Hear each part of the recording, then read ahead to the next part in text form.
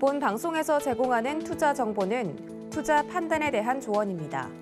방송에서 제공하는 주식의 가치, 가격 상승 및 가격 하락에 대해서는 방송사에서 보장하지 않습니다.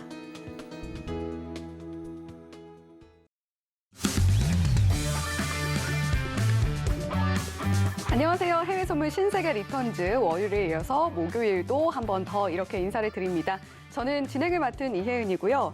자, 한국 시간으로 밤 10시 30분에 개장한 미국의 3대 지수는요. 하락하면서 출발을 했습니다. 자, 간밤 3월 FOMC 회의록이 공개가 됐죠. 다수의 연준 위원들이 국채 600억 달러, MBS 350억 달러 규모의 대차 대조표 축소를 5월부터 단행해야 한다라는 뜻을 밝혔고요. 또 여기에 옐런 재무장관이 의회 청문회에 참여를 해서 우크라이나 전쟁으로 인한 글로벌 경기 둔화를 언급을 하면서요. 기술주 중심으로 낙폭을 키우긴 했습니다. 자, 어느 정도 예상 가능했던 시나리오 속에서 불확실성이 많이 해결된 것이기 때문에 투자하는 데 있어서 그리 부정적이지만은 않은 상황이라는 분석도 나오고 있는데요. 자, 이제 우리에게 필요한 것. 적절한 대응 전략을 세우는 것이겠죠. 지금부터 1시간 동안 해외 선물 신세계 리턴즈 함께 하시면서 투자에 필요한 좋은 투자 팁들 많이 가득가득 채워가시길 바랍니다. 자, 월요일과 화요일에 출연한 선견 마스터가 매주 일요일 밤마다 온라인으로 해외 선물 무료 강연을 하고 있습니다. 자, 이번 주 일요일의 주제는요. 실전 매매의 끝판왕, 이평선 매매 기법이라고 하고요. 자, 금요일마다 출연하는 골드도치 마스터. 일요일 낮 1시에요. 단기 매매 총정리, 일목균형표와 볼린저 밴드의 보조지표 활용이라는 주제로 주말 무료 특강을 하니까요. 참여를 원하시는 분들은요. 신세계 3글자 써서 샵 0082로 보내주시면 저희가 링크 안내를 해드리겠습니다. 자, 그리고 아래로 나가고 있는 QR코드 기본 카메라 갖다 대기만 하시면 역시 참여 링크가 안내가 되고 있으니까요. 스캔하고 입장해 주셔도 됩니다. 자, 노란톡 오픈 채팅방을 통해서도요. 해외 선물과 관련된 모든 궁금증 받고 있습니다. 시장 이야기 나누면서 질문들 바로바로 해결을 해드릴 거니까요. 궁금증도 미리 남겨주세요. 자, 참여 방법은 오픈 채팅방에 해왕 혹은 정타 검색하셔도 되고요. 샵 0082번으로 해왕이나 정타 보내주시면 링크를 보내드리도록 하겠습니다. 지금 화면으로 나가고 있는 QR코드 휴대전화 카메라로 스캔하시면 즉시 입장 가능하다는 점 말씀을 드리겠고요. 코드 번호 입력란에는 0707 넣어주시면 됩니다. 자, 보내주신 질문들 방송 진행하면서 해결을 해드릴게요. 자, 그러면 해외 선물 신세계 리턴즈 지금 출발하겠습니다.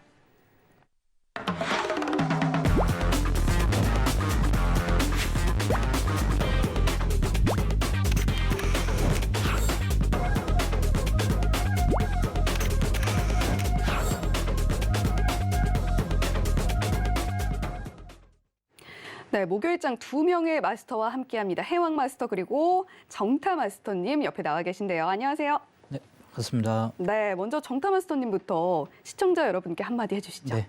네, 반갑습니다. 정타 마스터입니다.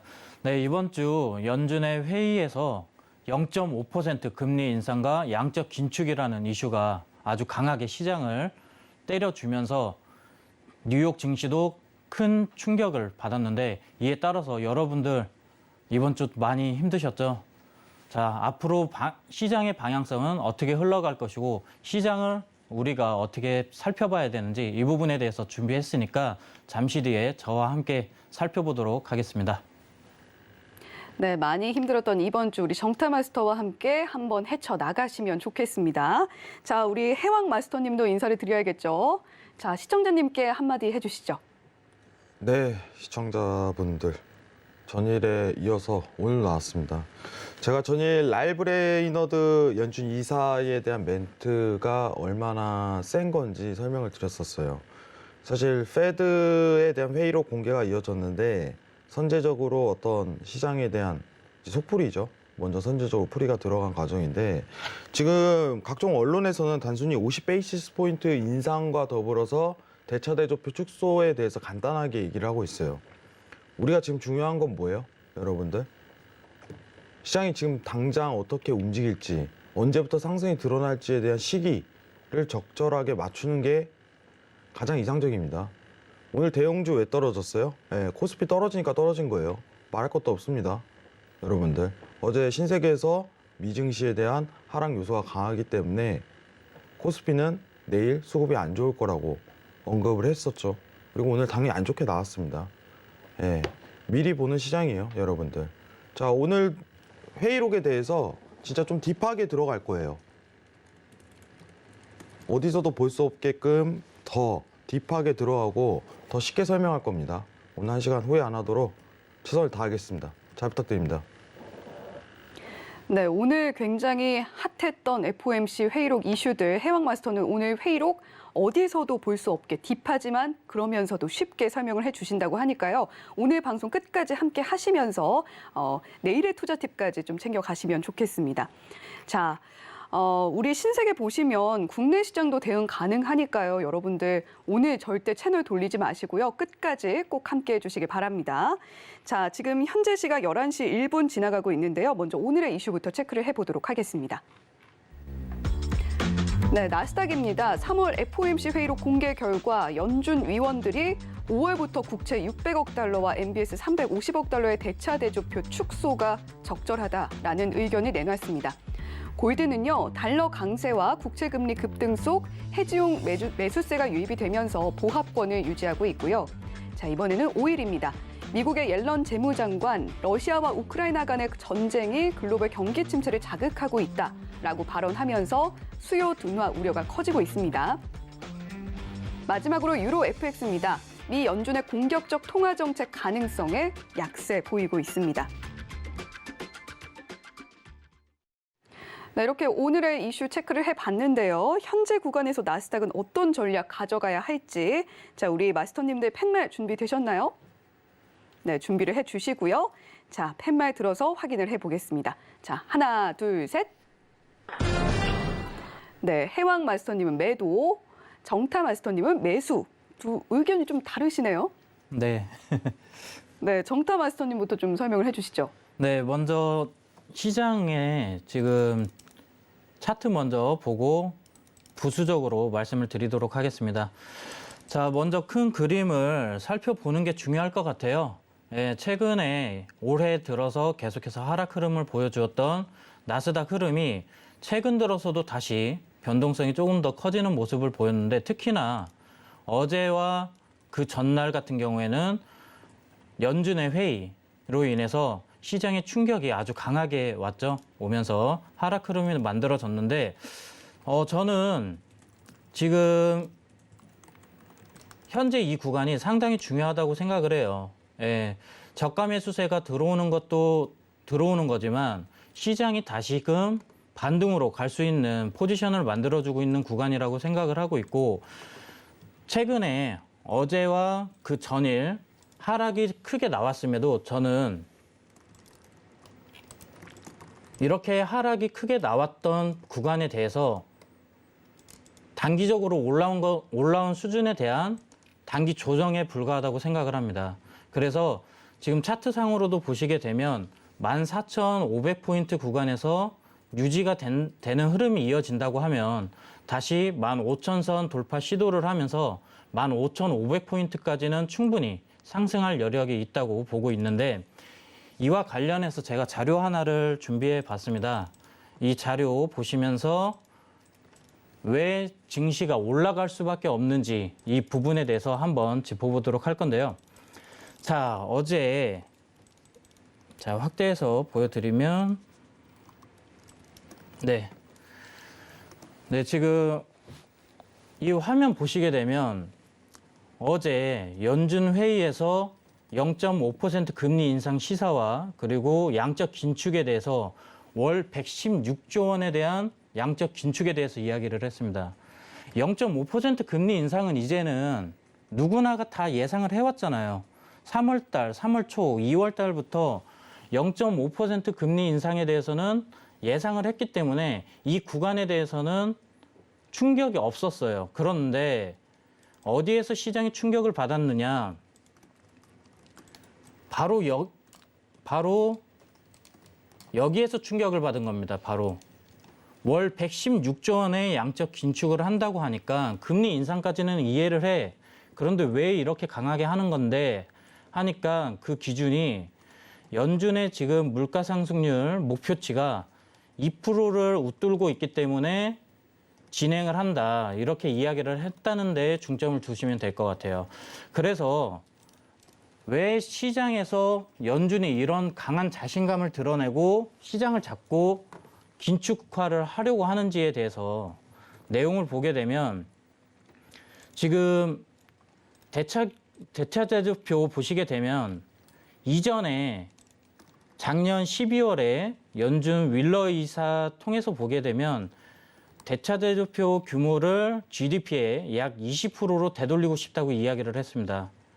그런데 지금 현재 35% 수준이에요.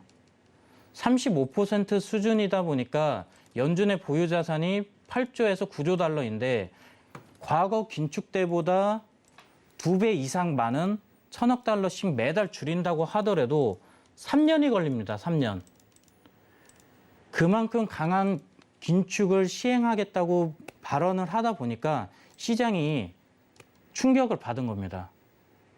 그래서 어떻게 보면 시장이 발작을 일으켰다고 보시면 될 것 같은데, 자, 어떠한 근거로 연준에서 이런 내용을 지금 발표를 했는지 보면은 지금 소비를 보시게 되면 여러 가지 항목을 볼 수가 있어요. 임금, 그리고 가계 저축률, 그리고 물가, 고용, 가계 자산의 증가 이런 부분들을 볼 수가 있는데 이 소비에 미치는 영향 중에서 실업률이 3.6%까지 빠졌습니다. 그리고 미국의 월간 고용률과 지금 시장 참가율이 이렇게까지 올라와줬어요. 그만큼 시장이 견고하게 버텨주고 있다는 증거입니다. 증거이고 연준에서 지금 경기 침체에 대한 확률적인 부분에 대해서 이야기를 하고 있는데 과거 경기 침체 확률과 비교를 해봤을 때 이렇게 제가 이거를 조금 치워드리면 네 잠시만요. 네네. 네.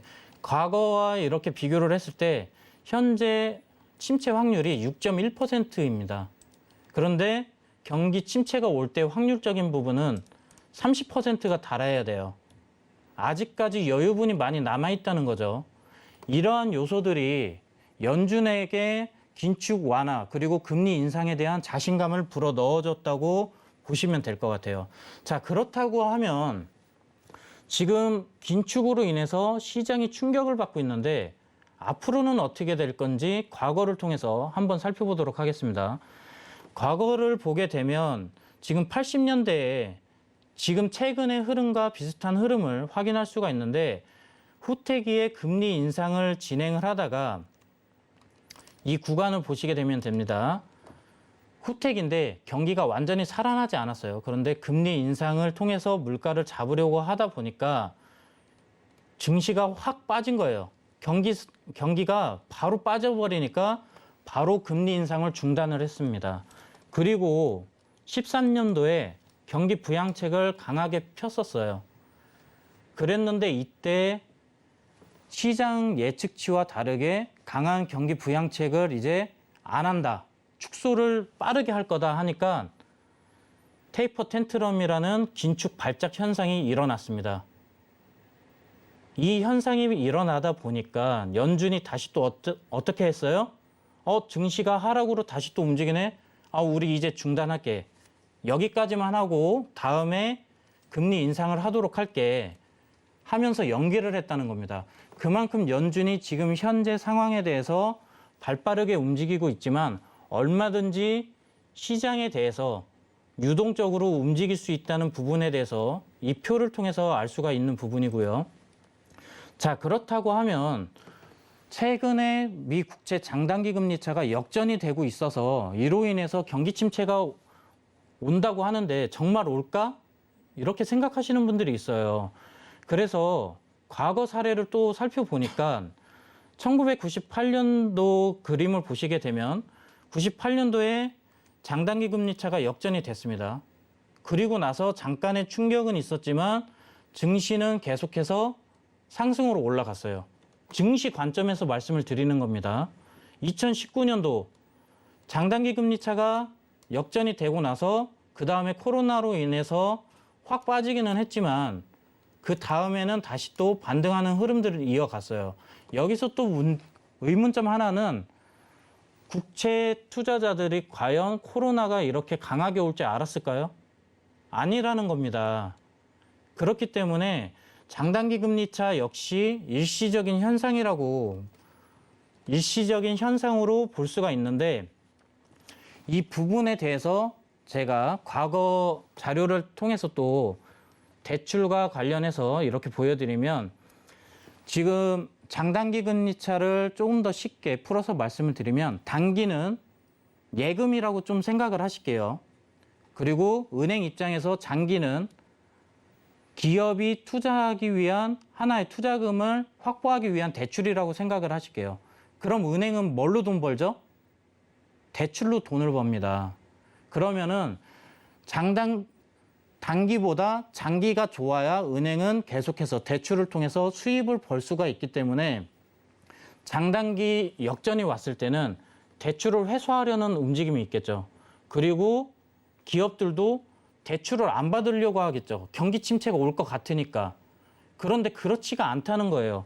과거에는 이런 흐름이 정상적으로 작용을 했기 때문에 바로 이런 식으로 은행이 선제적으로 나서고 기업들이 따라 나서면서 시장이 침체가 됐습니다. 증시가 약세로 빠졌어요. 그랬는데 지금 현재 어떻습니까? 대출이 계속 증가하고 있어요. 여기에다가 가계 예금률이 높게 나오고 있습니다. 금리 인상이 나오거나 양적 긴축이 나온다고 하더라도 충분히 가계에서 이 충격을 완화해 줄 수 있고 여러 가지 경제 지표라든지 하물며 지금 장단기 금리차와 대출을 살펴보더라도 아직까지는 시장이 경기 침체로 접어들기 어렵다. 이런 내용을 확인할 수가 있기 때문에 지금 장단기 금리차 역전된 것은 일시적인 겁니다. 그리고 연준이 금리 인상이나 양적 긴축을 함에 있어서도 얼마든지 진행을 하다가 멈추고 다시 완화할 수 있는 움직임이 충분히 있기 때문에 증시는 앞으로 상승으로 더 가기 위한 하나의 진통을 겪고 있다고 보시면 될 것 같습니다. 네, 여기까지입니다. 네, 우리 정타 마스터님이 나스닥 이슈 금리 인상에 대한 부분 그리고 장단기 금리차 역전 현상 일시적일 것이다 이런 전망까지 해주셨는데요. 저 우리 해왕 마스터님은 긴축 관련해서 덧붙일 말씀 없으신지 궁금하거든요. 네, 일단은 차트 먼저 가도록 하죠. 네. 간단하게. 네, 굉장히 간단하게 볼게요. 자, 14,660 저항 체크, 매도. 네, 이것만 체크하시면 될 것 같아요. 오늘 단가는. 차트는 좀 간단하게 읽겠습니다. 오늘 할 얘기가 많으니까. 지금 정타마스터님께서 사실 저도 매수로 간다는 의견 자체는 굉장히 공감을 해요. 향후. 계속 갈 거예요. 신고점 갱신한다 했잖아요. 잠시 쉬어간다. 지금 그 타이밍이에요. 어제 내용 보니까 더 드러나요. 어제 내용 보니까. 내용이 궁금하죠, 여러분들. 네, 내용 공개를 하도록 할게요. 잠시 화면 내리겠습니다. 자, 일단은 어제 내용에 대해서 자세하게 지금부터 팔 거예요. 여러분들. 예, 다른 데서는 얘기하지 않는 내용을 좀 딥하게 들어갈 거니까 집중 잘 하셔야 됩니다. 자, 여러분들 간단하게 할게요. 50베이스 포인트 얘기하지 맙시다. 이거 의미 없어요. 다 나온 거고. 예. 지금 기준금리에 대해서 중립금리 얘기하고 있습니다. 중립금리 뭐예요? 여러분들. 향후 금리에 대해서 내년까지 3%대 유지. 이거 얘기하고 있는데 50베이스 포인트 올리는 거 시장 반영 안 들어가요. 우리 이미 기준금리 관련해 갖고는 1월에 반영 다 들어간 상태입니다. 아시죠, 다들? 제가 항상 얘기했으니까. 자, 시장은 선반영이에요, 여러분들. 자, 우리가 증시가 1, 2월에 하락했던 이유가 뭐예요? 생각을 한번 되짚어 봅시다. 빠른 긴축이에요. 빠른 긴축. 더 빨리 올라갔기 때문에. 빠른 긴축을 시도하면 뭐가 올라갈 거예요? 미국 국채 금리가 올라가요. 근데 지금 한 번 더 왔어요. 2차 슈팅이. 회의록 때문에.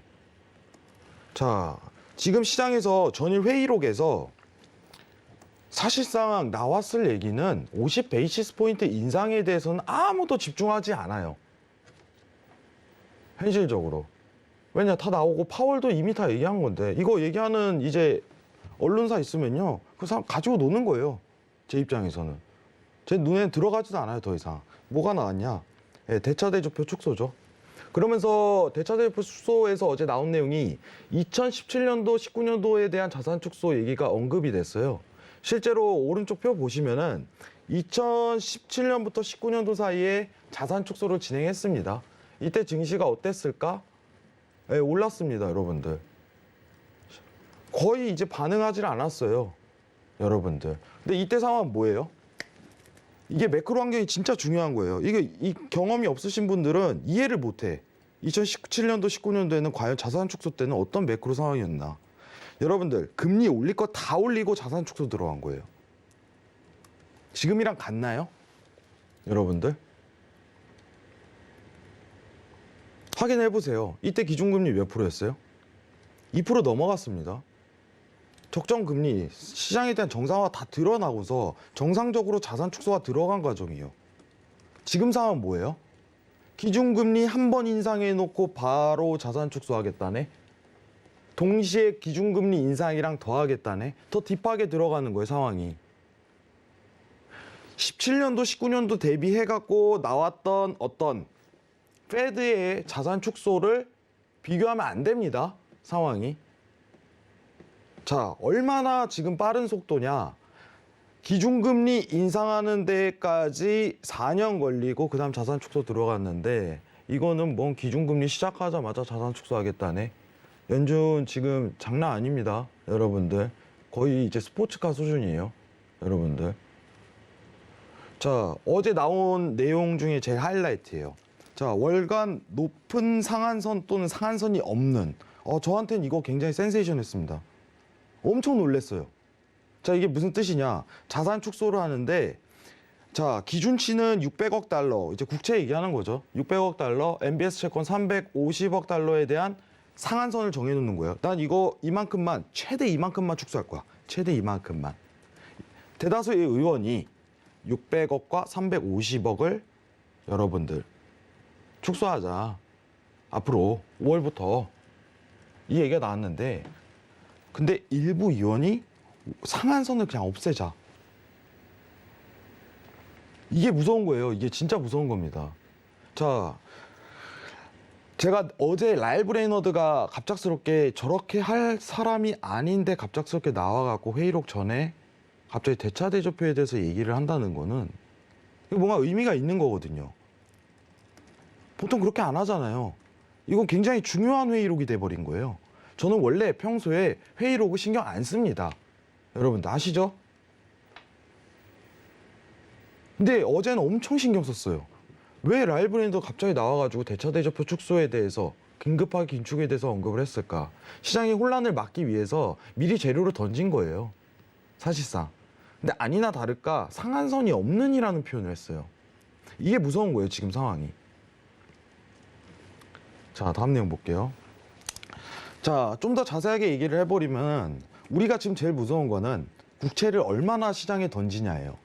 자, 우리 아시다시피 제가 정확하게 얘기해요. 1월, 2월 때 시장이 하락했던 이유는 국채 금리가 올라서입니다 라고 제가 설명했습니다. 국채 금리가 올라서 떨어진 거예요. 자, 근데 지금 국채 금리를 더 던지겠다네. 상한선이 없이도 할 수 있다네. 그 가능성을 내포했네. 시장이 공급을 해버리면 어떻게 돼요? 국채에 대한 가격이 떨어지죠. 국채 가격이 떨어지면 국채 공급량은 올라가는 상황에서 국채 금리는 당연히 올라가는 거예요. 여러분들. 반비례하니까. 기본적이죠, 여러분들. 그러면은 여기서 제일 중요한 게 뭐냐면은 우리는 메모리즘을 기억해야 됩니다. 자, 여기서 힌트 하나 나갈게요, 여러분들. 자, 여러분들 시장 반등 언제 왔나요? 정확하게. 실제로 금리 인상하니까 반등이 들어갔네요. FOMC 회의에서. 여러분들. 맞죠? 여러분 다 맞다고 할 거예요. 여러분, 우크라 러시아 사태에 관련해서 오늘 시장 안 좋은 건가요? 러시아 우크라이나 사태가 좀 더 장기화되니까 시장 코스피가 악조건이 나왔나요? 아니에요. 여러분들. 제대로 아셔야 돼요. 여러분들. 국제금리 올라섭니다. 어제 그래서 제가 신세계에서도 얘기 드린 거는 코스피 안 좋겠네요. 아, 갑작스럽게 라이브랜드가 이제 재료 던지는 거 보니까 시장 안 좋게 나오겠네. 당분간은. 그럼 우리는 시장에 대한 반등 시기를 언제부터 가이드를 잡아야 되는지 제가 오늘 이거 갖고 굉장히 고민을 했어요. 왜냐면은 1월, 2월에 대한 메모리즘으로 지금의 상황도 되살려야 되거든. 자, 기준금리 올렸다. 국채금리 올라간다. 시장에 대한 대체대출표 긴급하게 축소한다. 국채금리 올라간다. 이 코스로 갈 게 뻔한데 지금 회의록을 기준으로 시장이 반등이 올라가냐 아니면 실제로 5월에 대차대출표 축소를 할 때 시장이 올라가냐 이 두 가지 논점 가지고 저는 오늘 몇 시간을 생각을 했어요. 여러분들. 최고 좋은 방법은 사실 이거죠. 여러분들. 오늘 하루에 대한 양봉, 음봉 형태를 확인한 다음에 시장의 하락 레벨링을 더 체크하는 구간이 더 맞습니다. 근데 제가 제일 무서운 건 뭐냐면은 다시 한번 얘기 드리지만 이거예요. 상한선이 없는. 자, 지금 여러분들 대차대조표 축소에 대해서 어떻게 할지 결정이 났습니까? 났어요? 안 났어요. 회의록은 뭐냐? 5월 FOMC 회의에서 이렇게 좀 가이드를 잡자. 의견을 꺼냈어요. 결정이 된 게 아닙니다. 지금 시장은요. 아직 상한선에 대한 결정 코스가 안 난 상태다. 맞죠? 안 났어요. 여러분들. 600억 달러, 350억 달러? 안 나왔어요 아직. 상한선 풀리면 어떻게 돼요? 시장 쏟아져 나오는 거예요. 저 같아도 국채 안 갖고 있어요. 여러분들. 그렇게 풀어댈 건데 물가 낮춘다고. 맞죠? 여러분들. 그러면은 실제로 어떻게 보면은 가이드가 600억, 350억 달러로 초점이 맞춰지더라도 문제는 뭐예요? 실제로 오픈을 딱 했을 때 페드 회의 이후에 다시 한 번 더 상승값을 올릴 가능성이 높다는 거예요. 시기상 아직 매수를 보기에 적절하지 않다는 게 라일 브레이너드가 미리 재료 던짐으로써 지금 시장의 선반영이 들어갈 거예요. 5월 회의 전까지. 마치 기준금리 인상하기 직전에 3월과 같이. 1, 2월과 같이. 그러면은 저는 그렇게 봐요. 기준금리보다는 임팩트가 사실 적어요. 현실적으로. 적어요. 왜냐면은 랠리에 대해서 국채 금리가 올라갈 수 있는 상당 코스가 오늘 아까 자막에 나왔는데 2.6%, 6.65%까지 쳤는데 더 올릴 수 있는 코스 자체가 굉장히 짧은 구간이긴 해요. 근데 충분히 더 올릴 수 있는 구간인 거예요. 지금 상황은. 국채 금리를 2.8%, 3%까지. 여러분들 같으면은 지금 매수 보시겠습니까? 전 기다려보자예요. 더 떨어진다. 5월 회의 이후 안전하게 상승세 추세 탔을 때 그때가 전주예요. 자, 요약할게요. 자, 자산 축소 상한선 결정 전에 국채 금리에 대한 급등 단계입니다. 아직도라는 말을 표현할게요.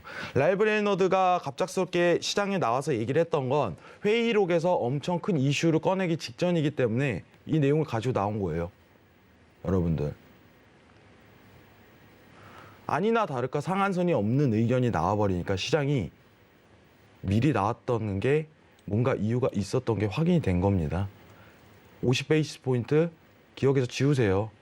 당연히 올라가는 겁니다. 7월에도 50베이스 포인트 얘기 나오고 있어요, 지금. 자, 시장에 대한 지속 상승은 다음 FOMC 회의로 미루는 게 좋겠다라는 게 판단입니다. 여러분들. 저 올라간다고 생각해요. 예. 국채금리가 다운그레이드, 탑다운 돼야지 가는 거예요. 그 다음부터. 지금은 선반영 구간이다. FOMC 회의, 5월 FOMC 회의에. 이게 제 요약이에요. 자, 그리고 이거 얘기할게요. 여러분들 제가 좀 안 좋은 얘기를 꺼낼 수도 있어요. 뭐 저는 신세계에서 항상 솔직하니까 여러분들.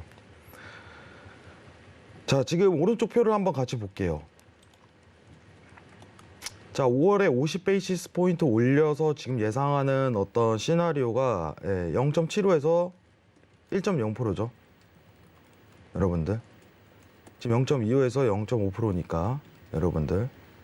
자, 근데 문제는 뭐냐면은 7월까지 예상하는 코스가 지금 몇 프로로 떠 있어요? 가장 높은 확률로 7월까지 1.75에서 2%죠. 여러분들 한국은행 금리 몇 프로예요? 이거 제 말 오늘 기억하세요, 여러분들.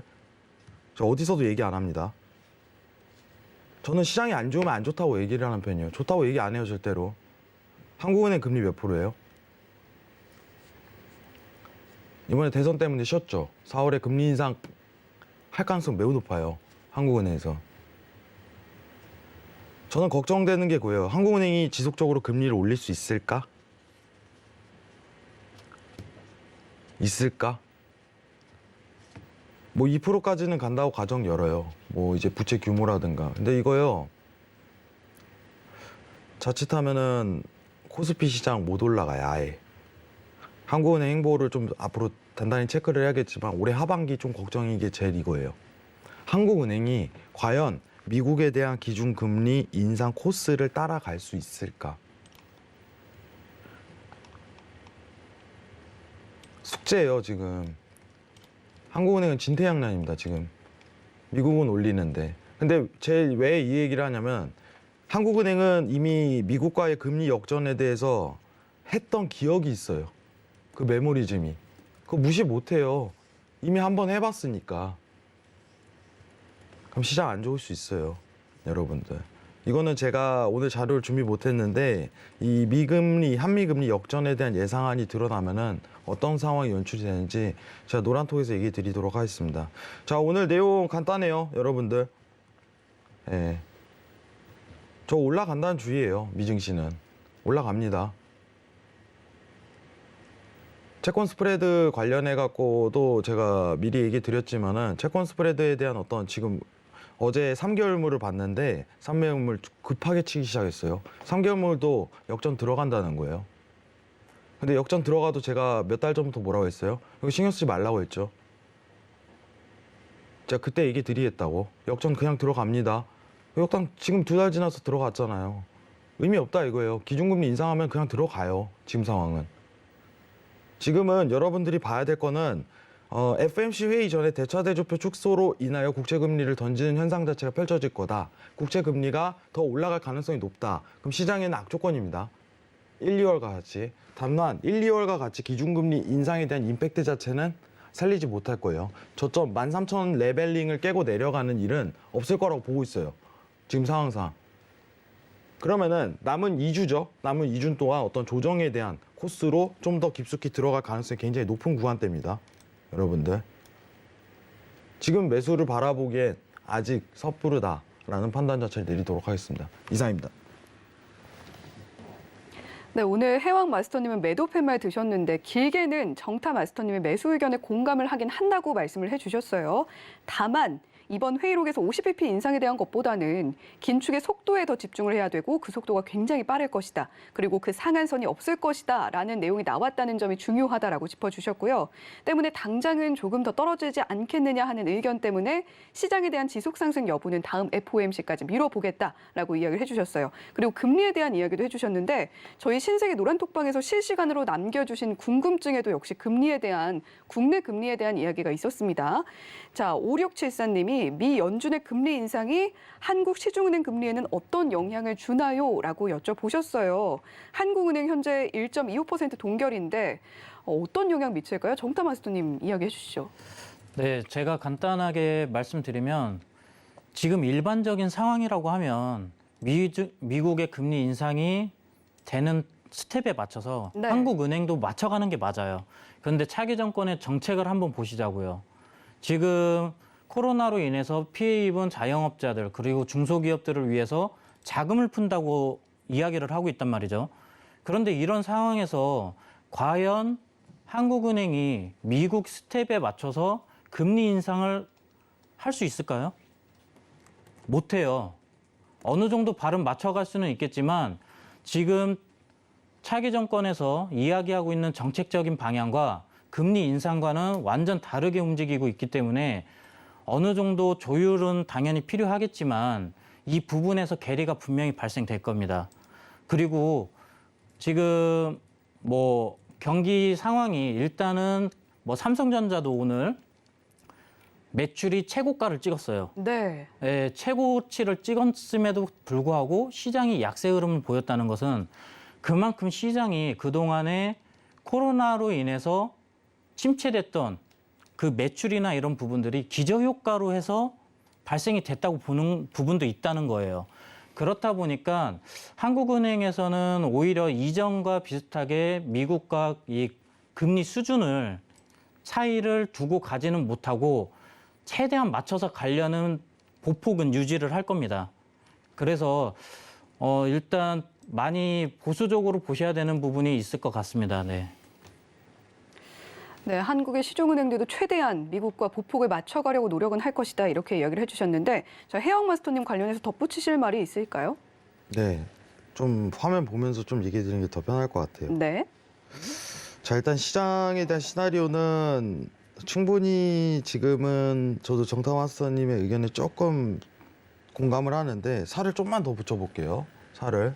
자, 우리가 지금 2021년도 지금은 이제 어떤 그래프화를 지금 당장 질문에서 찾기 힘들어갖고 제가 과거 그래프를 좀 봤는데 자, 이게 지금 하단 레벨링이 있죠. 자, 우리 한국은행 금리 몇 프로예요, 지금? 예. 이렇게 돼 있고. 1.25죠. 네네. 잠시만요. 자, 1.25 그리고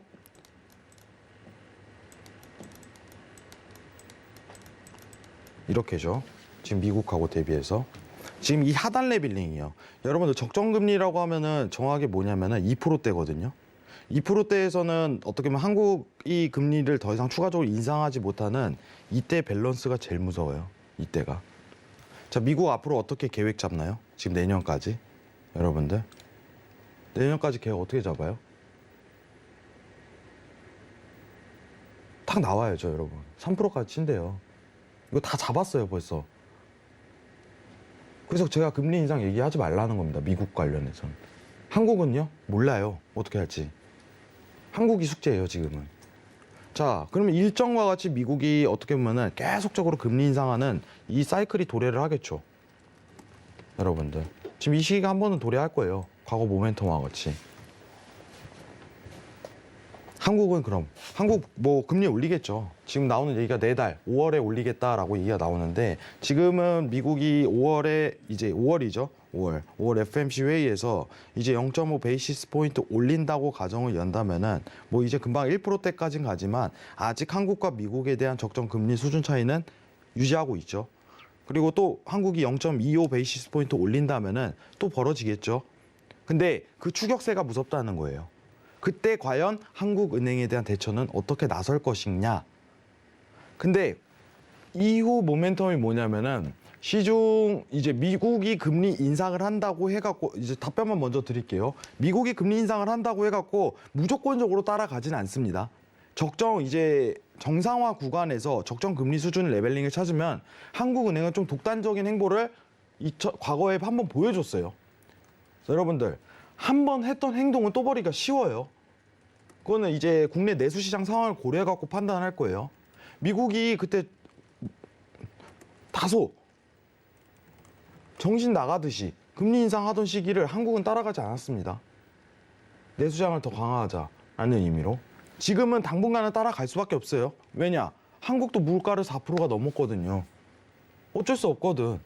근데 미국도 올린대. 따라가야지. 가요. 그러다가 적정 금리 2%대부터 이제 난관에 부딪혀요. 야, 이거 올려 마라. 안 올릴 수 있다는 거예요. 한국은행은 그때부터. 그러면은 이때부터 밸런스 확 꼬이기 시작합니다. 한국 주식시장의 수급이 안 돌아요. 이거는 제가 신세계 2017년도, 18년도 나올 때 그렇게 강조했어요. 이런 상황이 연출되니 여러분들 주식을 잠시 쉬어 가시는 게 좀 좋을 것 같습니다. 1년이 떨어졌습니다. 여러분들. 자, 지금 차트 기억하세요. 17년도, 19년도. 이 사이죠? 자, 화면 잠깐 내려보도록 하겠습니다. 자, 코스피 시장 한번 볼게요. 이때. 여러분들 이거 진짜 중요해요. 지금은 별로 안 중요할 수 있어요. 여러분들. 만약 역전되면 어떻게 되냐. 그게 중요한 거예요. 우리 시장을 미리 내다봐야 되잖아요. 그때 가갖고 오늘 페드 얘기랑 똑같은 거예요, 여러분들. 자, 다 지난 내용 가지고 뭔 얘기를 합니까? 여러분들. 앞으로 어떻게 될지가 중요하죠. 안 그래요? 자, 이때입니다, 여러분들. 화면 정확히 보이시죠? 이때 어떻게 됐어요? 그냥 내려가죠. 코스피 시장. 자, 이때 미증시는 어땠나요? 상한가 계속 깼어요. 신고점 계속 달성하고. 수급이 안 돌아요. 시장 상황이. 이러한 연출이 저는 무섭다는 거예요. 과연 한국은행의 행보를 여러분들이 정말 깊게 봐야 돼요. 미국에 대한 행보는요, 이미 다 드러났어요. 올해 2번 올린대. 50베이시스 포인트. 내년도도 올린대. 내년도까지 300베이시스 포인트 맞춘대. 의미가 없잖아요. 그죠? 근데 한국은행은 아직 정답이 안 나왔잖아요. 지금 총재에 대한 부분이 공석인 상황인 연출도 있겠지만은 어쨌든 다음 달에 금리 인상을 할 가능성은 매우 높습니다. 물가 때문이라도. 근데 중요한 거는 지금 상황에서는 이제 적정 금리 수준에 도달하는 범위값이기 때문에 그대로 따라갈 거예요. 근데 과연 2%대는 냅둘 것이냐 더 올릴 것이냐라는 숙제는 한국은행이 결정을 하겠죠.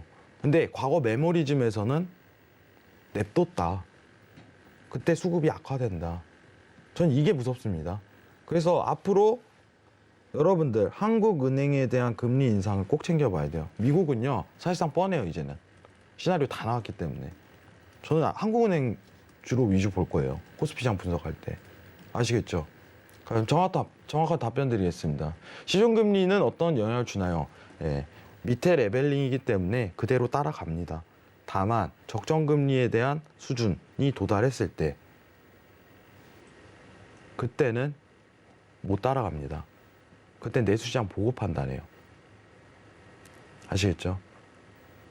더 자세한 과거 모멘텀에 대한 내용은 제가 노란톡에서 남기도록 하겠습니다. 이상입니다.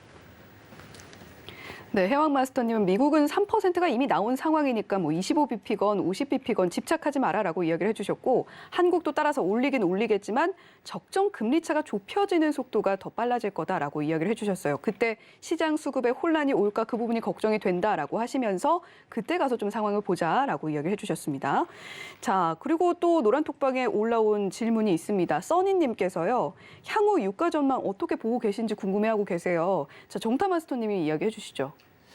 네, 일단 제가 방송 나오면서 누누이 말씀드렸어요. 100달러 이하가 떨어지면 상당히 안정적인 모습을 보일 거라고. 네. 이 부분을 기점으로 해서 말씀을 드리면 이제는 안정세를 찾아 나갈 겁니다. 네.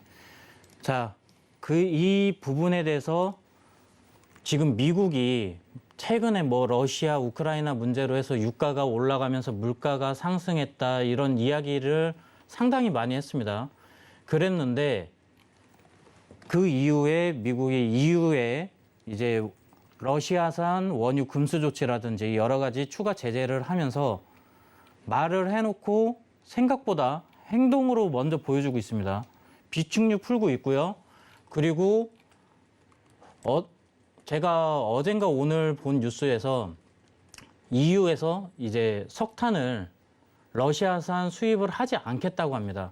이 이야기는 뭡니까? 이미 나는 다른 데서 받을 데가 있어. 그러니까 니들 거 그냥 이거 안 해도 돼.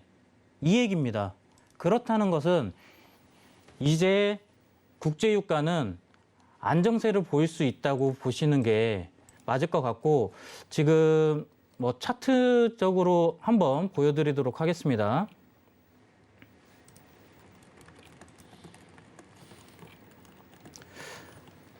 네, 지금 차트를 보시게 되면 자, 이 구간들을 이렇게 한번 보실게요. 이제는 국제유가를 상승으로 쭉 올려줄 수 있는 이런 불확실성이 어느 정도 다 해소가 되어가고 있다는 겁니다. 이 하단에 어땠습니까? 코로나 이후에 경기가 회복되면서 국제유가가 올라가는 스텝을 잘 보이다가 그 이후에 우크라이나 이슈로 인해서 붕 떴었다고 말씀을 드렸어요. 그리고 그 이슈가 터질 때마다 가격이 급변하는 이런 모습을 보인다고 말씀을 드렸었는데, 이 부분이 이제는 다 해소가 됐다고 볼 수도 있는 겁니다. 그래서 이제는 지금 흐름상에서 차트상으로 말씀을 드리면 이제 국제유가가 안정세를 보이면서 90달러에서 한 85달러 수준까지 찾아가는, 이제 제자리를 찾아가는 흐름을 보일 것으로 예상을 하고 있습니다. 네, 이상입니다. 네, 정타 마스터님은 이미 100달러 아래로 가면 안정화가 될 거다 이렇게 이야기를 해주셨는데 지금 그렇게 되어가고 있고 차차 안정세로 확실하게 접어들 것이다 라고 이야기를 해주셨습니다. 자, 그렇다면 해왕 마스터님은 향후 유가 어떻게 전망하고 계세요? 네. 뭐 어제 유가를 얘기를 했지만 굉장히 간단한 얘기지만은 지금 러시아 우크라이나 관련해 갖고 원자재의 영향력이 굉장히 급감했습니다. 제가 향후 시나리오에 대해서 앞으로 이제 미국에 대한 행보에 대해서 좀 집중하는 경향이 굉장히 큰데 지금 오늘 어제 전일자로 갑작스럽게 나온 내용이 뭐냐면은 이제 에너지기구에서 역대급 비축유 방출을 선언했습니다. 역대급. 지금 굉장히 많은 양을 방출을 계획을 했기 때문에 시장이 이제 하락세로 들어가는데 지금 중요한 거는 앞으로 이제 생산에 대한 이제 유가에 대한 공급량 자체를 좀 더 제재하기는 힘든 상황이에요. 여러분들 좀 집중하셔야 될 게 지금 과거 대비해서 유가가 생각보다 의존도가 굉장히 약해요. 여러분, 의존도가 약하다는 건 뭐예요? 안 써요. 여러분들 앞으로도 안 쓸 거예요.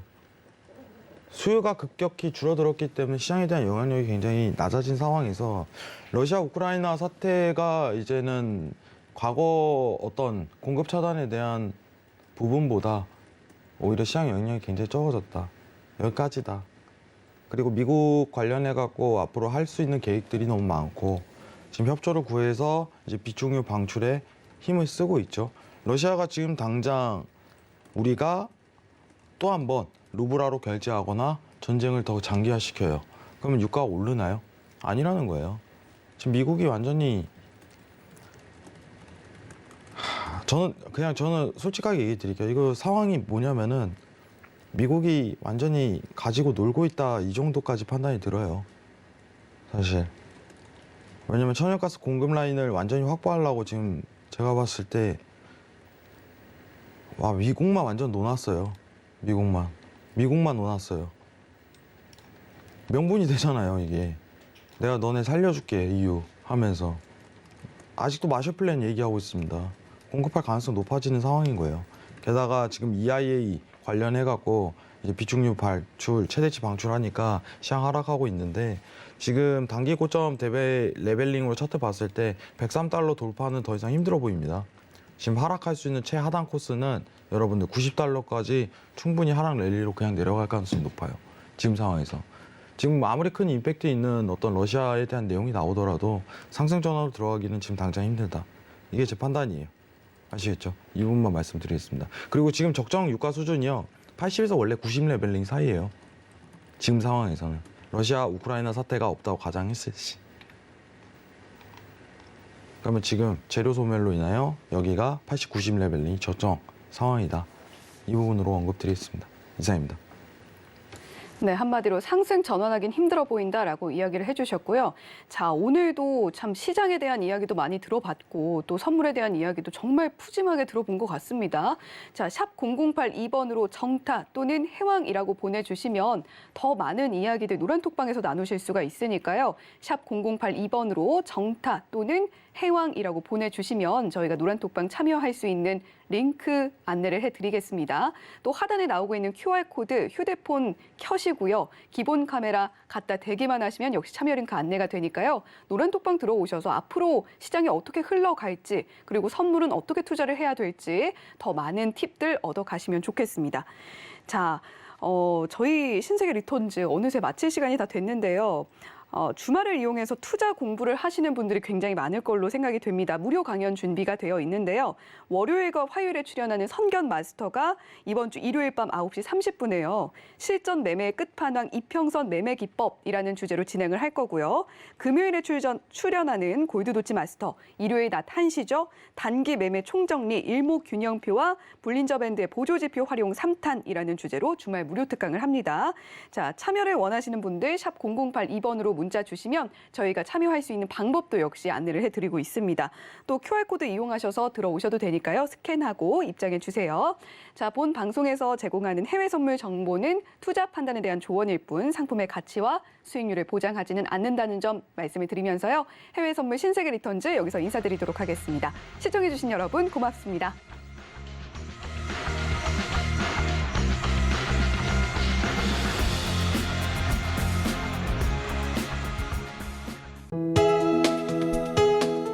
본 방송에서 제공하는 투자 정보는 투자 판단에 대한 조언입니다.